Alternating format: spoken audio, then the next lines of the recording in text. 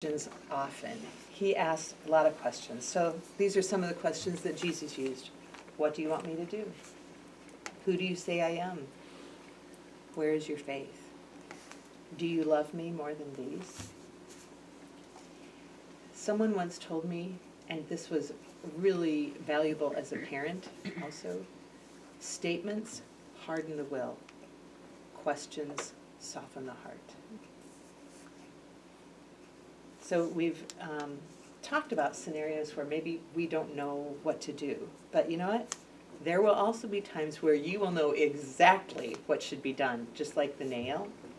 And the good news is that it's actually difficult. Take a step back and ask good questions. Because if you say, boom, this is what you need to do, remove that nail, she's going to feel like you really didn't hear me. But if instead you could say, wow, that sounds hard. Is there something you could do so that all your sweaters aren't snagged? But good questions continue to work in their minds even after your conversation has ended. So characteristics of good questions. 1, good questions are asked with an attitude of respect and acceptance. Also, good questions are appropriate for the level of your relationship.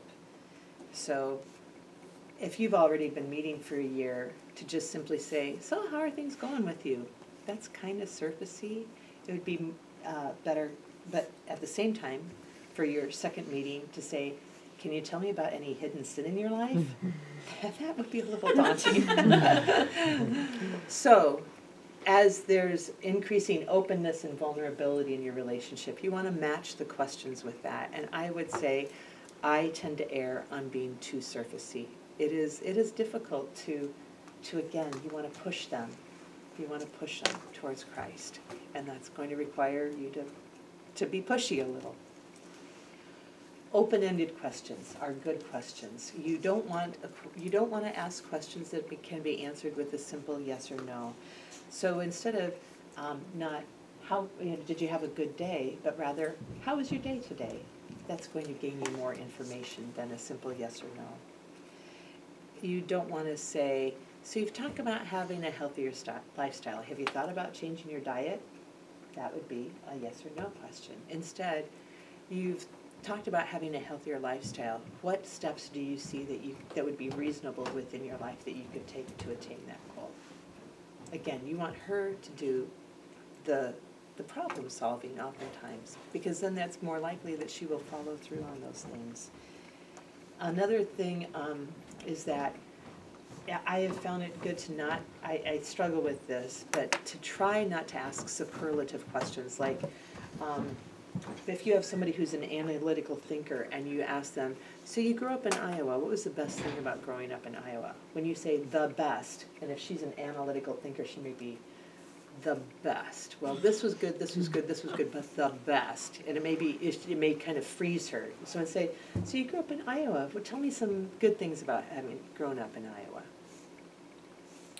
Another characteristic of a good question is to not have them be put on the defensive. And why questions, as best as you can, avoid why questions, because that puts a person on the defensive. So for instance, instead of saying, well, why didn't you confront your colleague when you had the opportunity? That would make her feel like she had to defend herself. Instead, well, when it comes to improving your relationship with your colleague, what are some possible actions you could take? You also want to have, again, goal-directed questions. So you maybe will see something in your mentoree that you think, you know what, she needs to grow in this area. And so you don't want to have this just be an opportunity for her to vent. You know, there's an element of that, but again, you want to be pushing her gently. And so you want to have a goal-directed question. So it may not be, would you like to share with me about how you feel about that? But instead, what is it that you think God would have you do in that situation? So that it gets her thinking about how is God involved in this scenario.